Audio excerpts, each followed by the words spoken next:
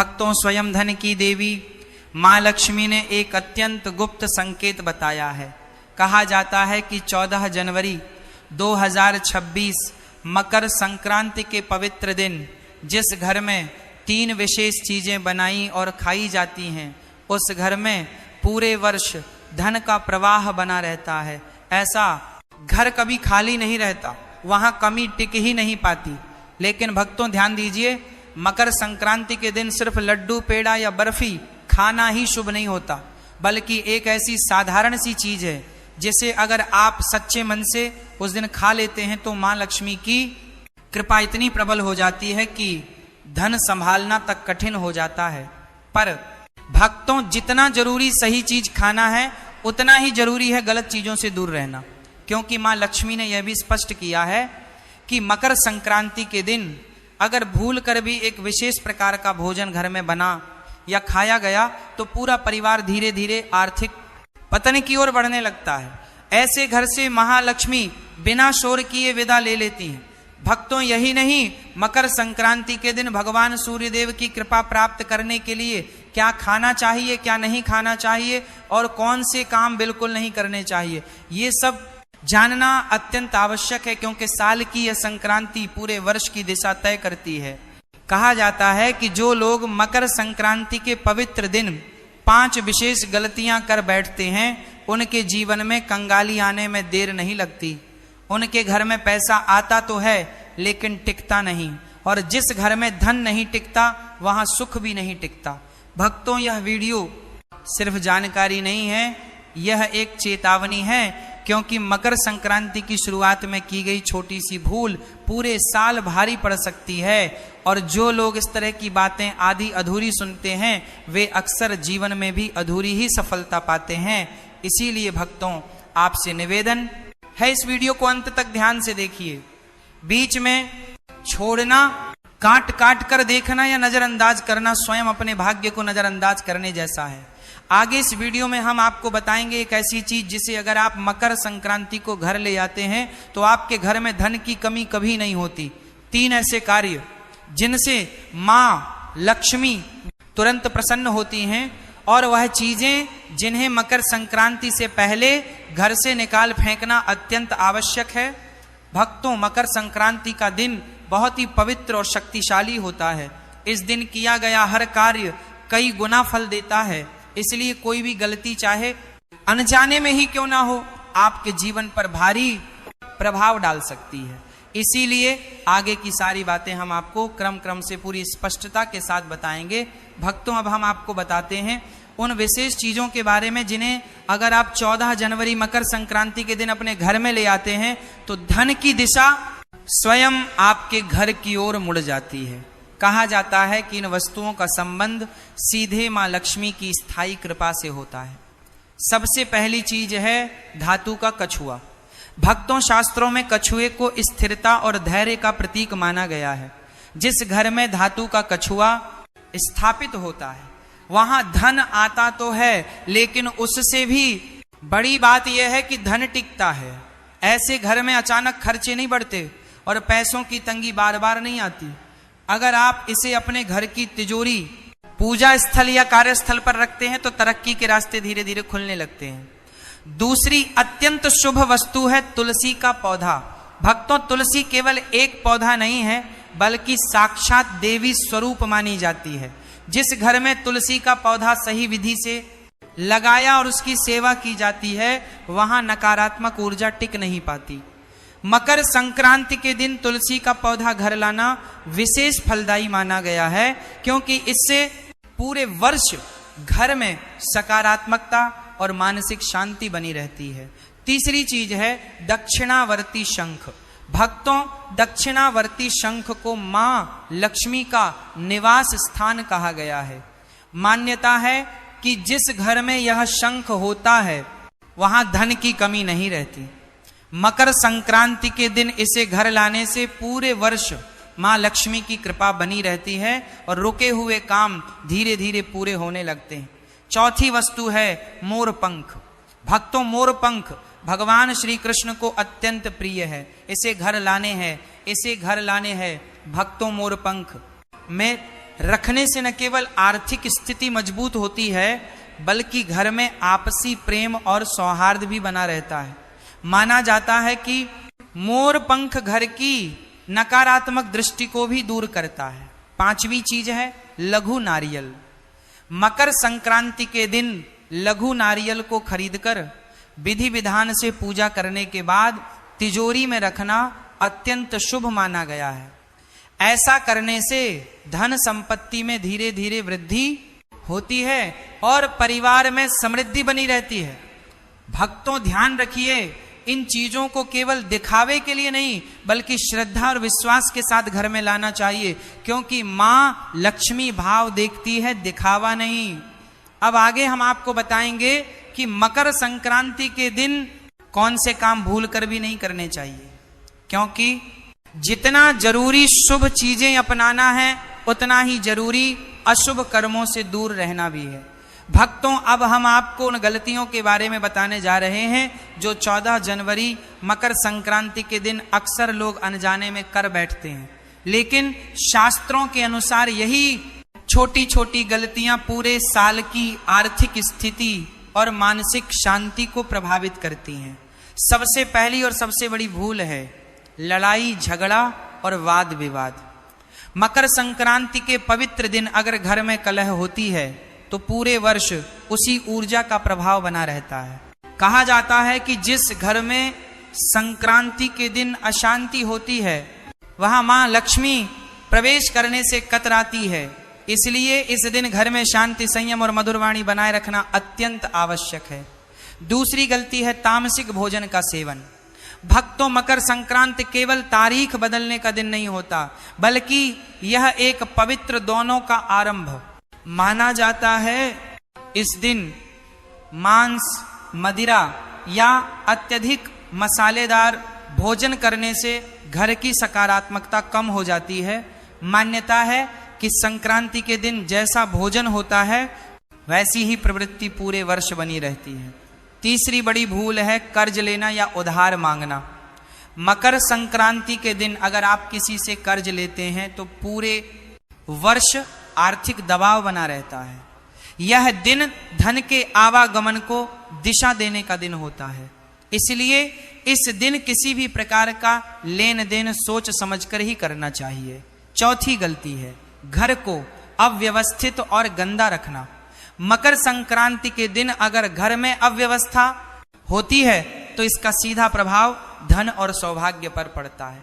कहा जाता है कि मां लक्ष्मी स्वच्छता और अनुशासन से प्रसन्न होती हैं, इसलिए इस दिन घर को साफ और व्यवस्थित रखना अत्यंत शुभ माना गया है।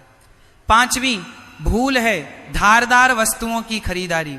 मकर संक्रांति के शुभ अवसर पर चाकू, कैंची या अन्य धारदार चीजें खरीदने से घर में कटुता और आर्थिक रुकावटें बढ़ सकती हैं।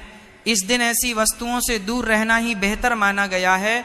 ये 5 गलतियां देखने में साधारण लगती हैं, लेकिन इनके प्रभाव पूरे साल दिखाई देते हैं। इसलिए अगर आप चाहते हैं कि मकर संक्रांति की शुरुआत शुभ हो और पूरे वर्ष मां लक्ष्मी की कृपा बनी रहे, तो इन बातों का विशेष ध्यान रखें। अब आगे हम आपको बताएंगे कि मकर संक्रांति से पहले कौन सी चीजें घर से निकाल देना अत्यंत आवश्यक है, क्योंकि जब तक पुराने दोष घर में रहते हैं तब तक नया सौभाग्य प्रवेश नहीं करता। भक्तों, अब हम उन वस्तुओं के बारे में बात करने जा रहे हैं जो देखने में साधारण लगती हैं, लेकिन वास्तु शास्त्र के अनुसार घर में रुकावट, दुर्भाग्य और आर्थिक हानि को आमंत्रित करती है। मकर संक्रांति से पहले इन चीजों को घर से निकाल देना अत्यंत आवश्यक माना गया है, ताकि मां लक्ष्मी के आगमन का मार्ग साफ हो सके। सबसे पहली चीज है टूटा हुआ शीशा या दर्पण। भक्तों, दर्पण केवल प्रतिबिंब नहीं दिखाता, बल्कि ऊर्जा को भी प्रतिबिंबित करता है। टूटा हुआ शीशा नकारात्मक ऊर्जा को कई गुना बढ़ा देता है। माना जाता है कि जो व्यक्ति सुबह उठते ही टूटे शीशे में अपना चेहरा देखता है, उसका पूरा दिन बाधाओं से भरा रहता है। इसलिए मकर संक्रांति से पहले किसी भी टूटे दर्पण को तुरंत घर से हटा देना चाहिए। दूसरी चीज है मुरझाए या सूखे फूल। वास्तु के अनुसार सूखे फूल जीवन में निराशा और ठहराव का संकेत होते हैं। कई लोग सजावट के बाद फूलों को हटाना भूल जाते हैं, जिससे घर में नकारात्मकता बढ़ने लगती है।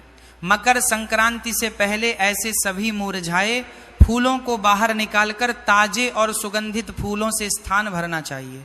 तीसरी चीज है, महाभारत या युद्ध से संबंधित चित्र और पेंटिंग शास्त्रों में स्पष्ट कहा गया है कि घर में युद्ध, संघर्ष या रक्तपात से जुड़ी तस्वीरें नहीं लगानी चाहिए। महाभारत भले ही एक महान ग्रंथ है, लेकिन उसकी युद्ध से जुड़ी छवियां घर में तनाव और क्लेश को जन्म देती हैं। यदि आपके घर में ऐसी कोई तस्वीर है तो मकर संक्रांति से पहले उसे हटा देना ही उचित है। चौथी वस्तु है खंडित मूर्तियां या फटी हुई देवी देवताओं की तस्वीरें। वास्तु शास्त्र के अनुसार ऐसी वस्तुएं रखना अशुभ माना गया है। इससे घर में आर्थिक नुकसान और मानसिक अशांति बढ़ती है। ध्यान रहे, इन्हें कभी फेंकना या जलाना नहीं चाहिए। इन्हें किसी पवित्र नदी में विधि पूर्वक प्रवाहित कर देना ही सही उपाय माना गया है। पांचवी चीज है, छत या कोनों में रखा बेकार और टूटा फूटा सामान।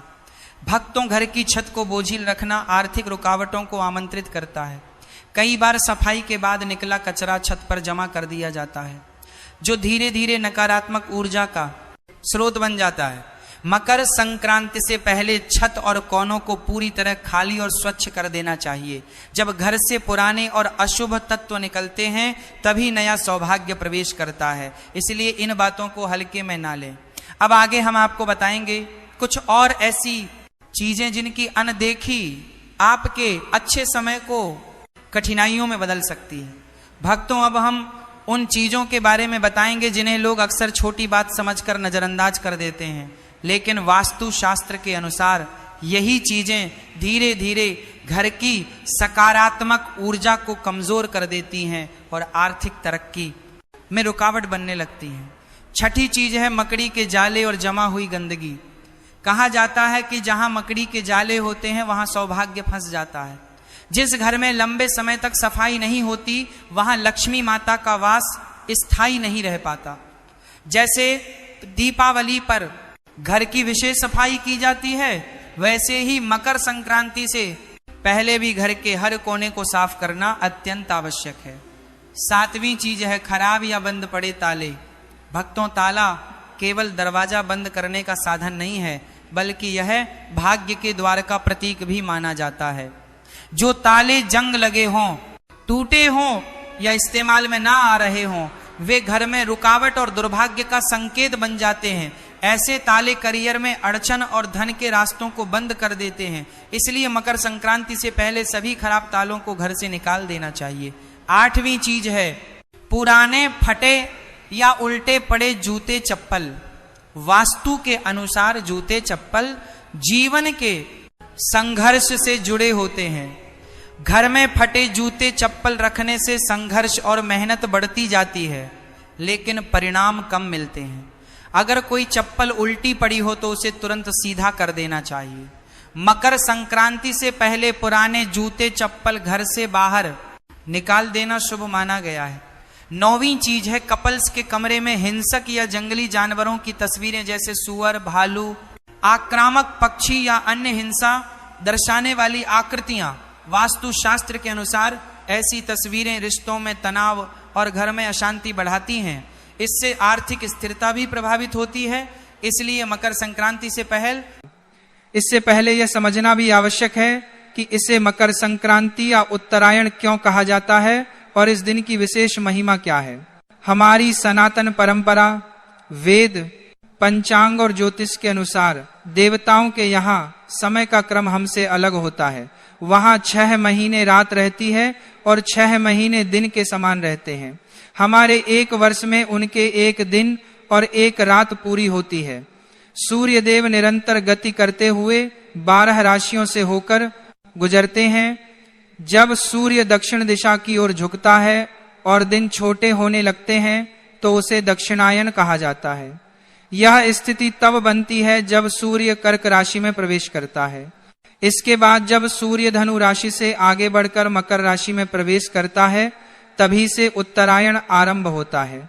मकर राशि में प्रवेश का यही क्षण मकर संक्रांति कहलाता है।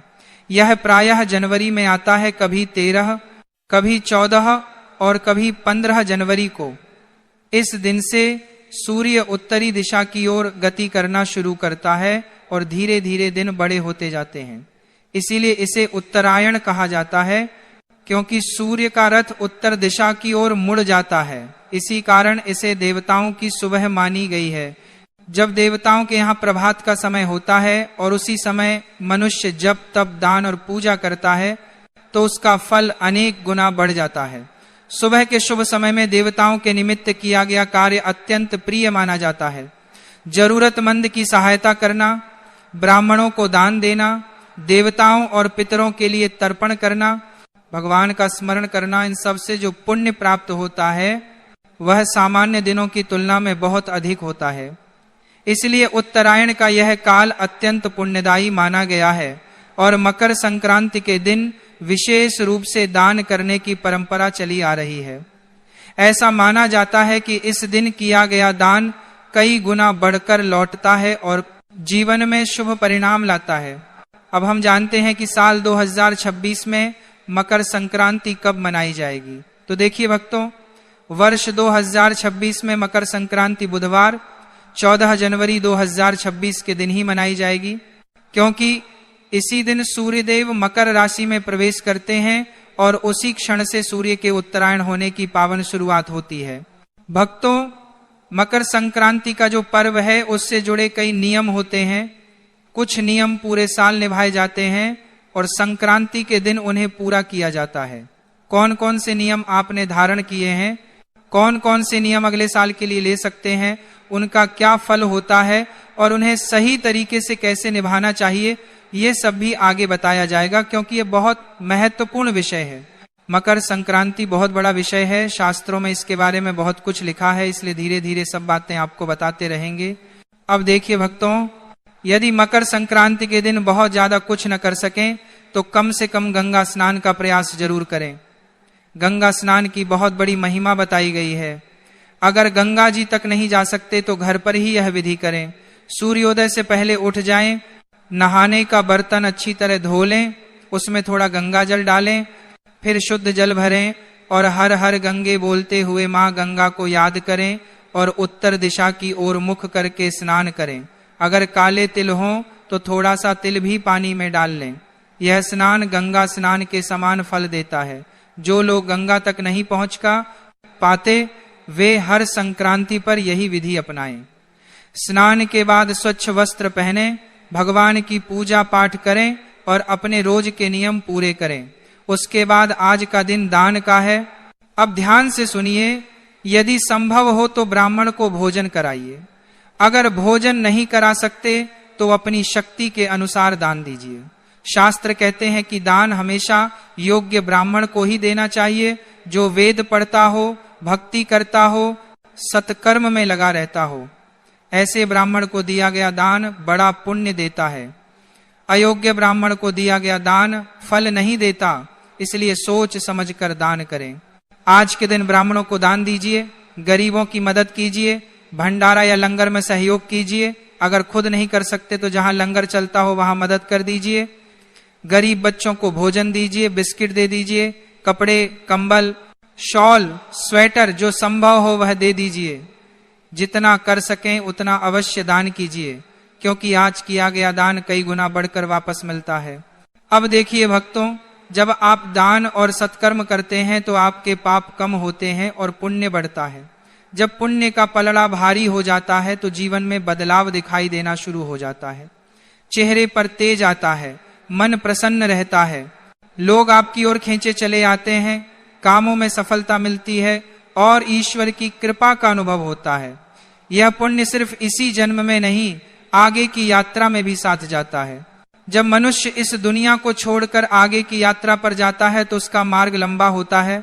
शास्त्र कहते हैं कि यह यात्रा पूरे 1 वर्ष की होती है, इसलिए मासिक श्राद्ध किए जाते हैं। इस मार्ग में वही वस्तुएं सहायता करती हैं जो आप जीवन में दान कर चुके होते हैं। ब्राह्मण सेवा, गाय को दान, जरूरतमंद की मदद, प्राणियों पर दया, यह सब आगे साथ चलता है। अगर जीवन भर कुछ नहीं किया तो फिर भटकना पड़ता है। इसलिए कहते हैं कि जब शरीर स्वस्थ है, हाथ पैर काम करते हैं, तब तक जितना हो सके उतना भला काम कर लो। और मकर संक्रांति तो सबसे ज्यादा पुण्य देने वाली तिथि है। अब सुनिए, जो भी वस्तु आप दान करने जा रहे हैं, पहले उसका संकल्प कीजिए। वस्तु घर लाइए, हाथ में जल, अक्षत और दक्षिणा के रूप में एक सिक्का लीजिए। 3 बार बोलिए श्री विष्णवे नमः। अपना नाम, अपना गोत्र, जहां बैठे हैं उस स्थान का नाम बोलिए और संकल्प कीजिए कि मकर संक्रांति के पवित्र अवसर पर आयु, आरोग्य और भगवान विष्णु की प्रसन्नता के लिए यह वस्तु दान कर रही हूं। फिर उस वस्तु के चारों ओर जल घुमाइए और भगवान के चरणों में समर्पित मानकर प्रार्थना कीजिए, हे प्रभु, यह दान मेरी श्रद्धा और सामर्थ्य के अनुसार अर्पित है, कृपा कर स्वीकार करें। इसके बाद वह दान जिसको देना हो उसे दे दीजिए। यदि धन का दान कर रहे हैं तो संकल्प में राशि और उद्देश्य भी बोल दीजिए। जो लोग स्वयं जाकर दान न कर सकें, वे श्रद्धा से दक्षिणा भेजकर भी भाग ले सकते हैं। यहाँ सबसे बड़ा महत्व भाव का है। आगे और बातें बाकी है, लेकिन उससे पहले एक छोटी सी कथा हम सुन लेते हैं, तभी आपको समझ में आएगा इस दिन किया गया दान सत्कर्म से हमें क्या प्राप्ति होती है। बहुत समय पहले एक छोटे से नगर में नंददास नाम के एक गृहस्थ रहते थे। आय अधिक नहीं थी, घर में साधारण व्यवस्था थी, लेकिन हृदय बहुत सीधा और भगवान में श्रद्धा से भरा हुआ था। मकर संक्रांति का पावन दिन आया। नगर के लोग दान पुण्य कर रहे थे। नंददास मन ही मन सोचने लगे कि मेरे पास तो अधिक धन नहीं है, मैं क्या दान दूं। फिर उनके मन में विचार आया कि दान का मूल्य सामान से नहीं, भावना से होता है। उन्होंने घर का सादा भोजन बनाया, थोड़ा गुड़ और तिल एकत्र किया, एक पुराना लेकिन साफ कंबल साथ लिया और समीप रहने वाले वेदपाठी सत्कर्मी ब्राह्मण के घर जा पहुंचे। वहां उन्होंने विनम्र भाव से कहा कि आज मकर संक्रांति के पावन दिन पर भगवान के नाम से यह छोटा सा दान स्वीकार करें। ब्राह्मण अत्यंत प्रसन्न हुए। उन्होंने नंददास के सिर पर हाथ रखकर आशीर्वाद दिया और कहा कि आज तुमने श्रद्धा और सच्चे मन से दान किया है। मकर संक्रांति के दिन दिया गया दान केवल इस जन्म तक सीमित नहीं रहता, इसका फल अगले जन्मों तक साथ चलता है। यह सुनकर नंददास का हृदय भावुक हो गया। वे चुपचाप लौट आए, पर उनके मन में बड़ी शांति और आनंद भर गया। धीरे धीरे समय बदला। पहले जहां घर में अभाव रहता था, वहीं अब बरकत बढ़ने लगी। छोटा व्यापार बढ़ा, परिवार में सुख शांति आई, मन में चिंता कम हुई और संतोष बढ़ता चला गया। नंददास समझ गए कि दान से धन कम नहीं होता, बल्कि ईश्वर की कृपा बनकर लौटता है। जब कालांतर में उनका शरीर छूट गया और आत्मा आगे बढ़ी, तो देवदूतों ने कहा कि इसने मकर संक्रांति के दिन श्रद्धा से ब्राह्मण को दान दिया था, इसका पुण्य इसके साथ चलेगा। अगले जन्म में वही आत्मा एक संपन्न और सद्गुणों से युक्त परिवार में जन्मी। जहां पहले मांगने की स्थिति थी, वहां अब देने की सामर्थ्य लेकर पैदा हुए। जीवन में ऐश्वर्य के साथ साथ करुणा और दया का भाव भी साथ रहा। इस प्रकार यह अनुभव सत्य सिद्ध हुआ कि मकर संक्रांति के दिन योग्य ब्राह्मण, गरीब और जरूरतमंद को श्रद्धा से दिया गया। दान पापों को घटाता है, पुण्य को बढ़ाता है, दरिद्रता को दूर करता है और उसका फल इस जन्म में भी मिलता है और अगले जन्मों में भी साथ चलता है। दान की वस्तु छोटी हो या बड़ी, यदि हृदय से दी जाए तो उसका फल अनंत हो जाता है। कथा समाप्त होने के बाद अब आप यह समझिए, मकर संक्रांति के दिन सूर्यदेव की पूजा विशेष फल देने वाली मानी गई है। स्नान और दान के बाद सूर्य की आराधना अवश्य करनी चाहिए। तांबे या पीतल के लोटे में पहले थोड़ा गंगा जल और फिर शुद्ध जल भरें, उसमें रोली और लाल पुष्प डालें और सूर्य देव को अर्घ्य अर्पित करें।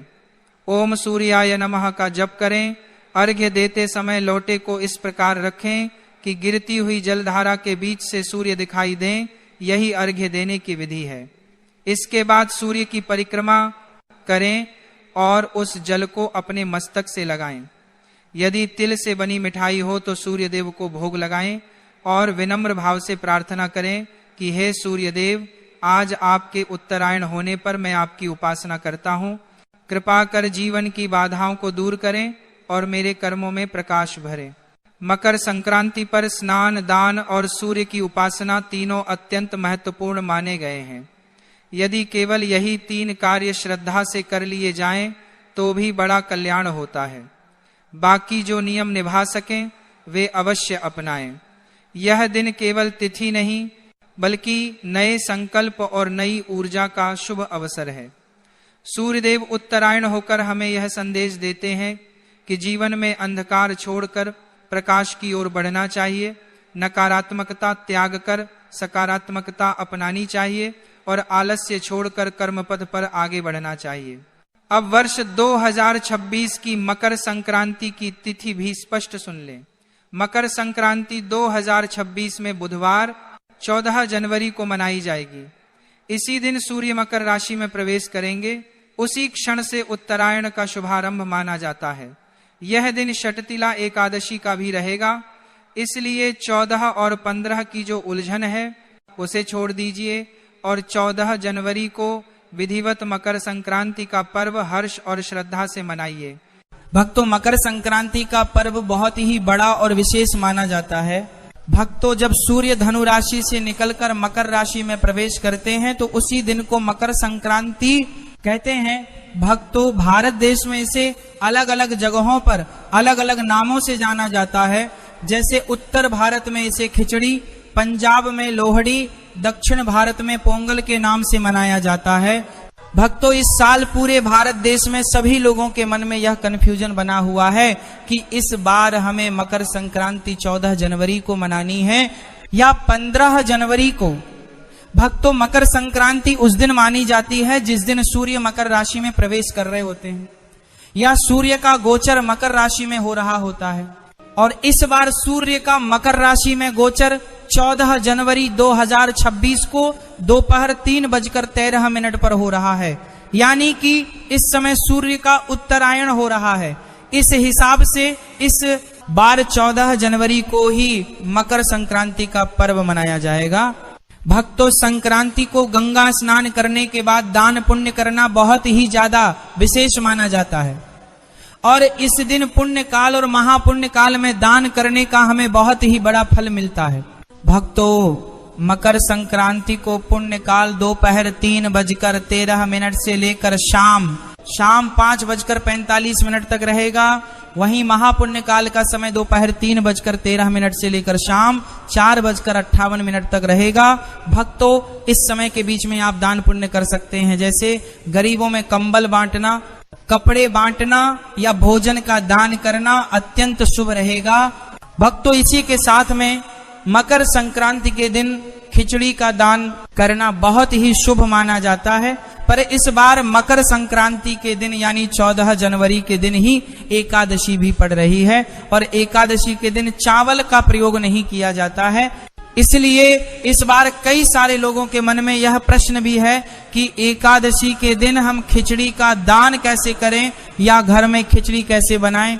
भक्तों, 14 जनवरी मकर संक्रांति को एकादशी होने के कारण आप इस दिन चावल की खिचड़ी नहीं बना सकते और ना ही इसका दान कर सकते हैं। और आप चाहें तो खिचड़ी का दान अगले दिन कर सकते हैं, पर इसके अलावा आप लोग इस दिन तिल और गुड़ से बनी हुई सामग्री या लड्डू का विशेष रूप से दान करेंगे तो आपको वही फल मिलेगा जो खिचड़ी दान करने से मिलता है।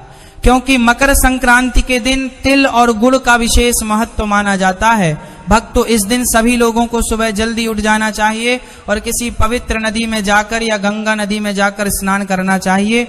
अगर आप कहीं बाहर स्नान करने के लिए नहीं जा सकते तो अपने ही घर में रहकर जिस जल से आप स्नान करें उसमें थोड़ा सा गंगा जल और काले तिल मिलाकर ही स्नान करें और स्नान करते समय हर हर गंगे जरूर बोलें। भक्तों, इसी के साथ में सूर्य देव को इस दिन काले तिल मिलाकर जल जरूर चढ़ाएं और अपने पितरों को भी जल जरूर दें।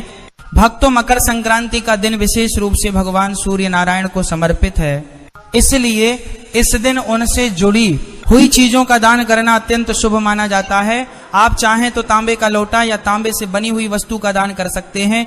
इसी के साथ में पीपल के पेड़ की पूजा करके पीपल के पेड़ में भी जल जरूर देना चाहिए। भक्तों, मकर संक्रांति के बाद से ही सारे रुके हुए शुभ काम भी शुरू हो जाते हैं और मकर संक्रांति पर सभी लोगों के घरों में अलग अलग तरह के लड्डू बनते हैं, जिसमें से विशेष रूप से काले तिल और गुड़ के लड्डू घर में जरूर बनने चाहिए, जिनका भगवान को भोग लगाकर आपको सेवन करना चाहिए। भक्तों, अब हम आशा करते हैं कि मकर संक्रांति से जुड़ा हुआ जो भी प्रश्न आपके मन में था उसका उत्तर आपको मिल गया होगा। फिर भी अगर आपके मन में कोई प्रश्न हो तो वह आप हमसे कमेंट करके पूछ सकते हैं। और आप हमारी यह वीडियो कहाँ से देख रहे हैं यह भी कमेंट में जरूर बताएं। राधे राधे मेरे प्रिय भक्तों।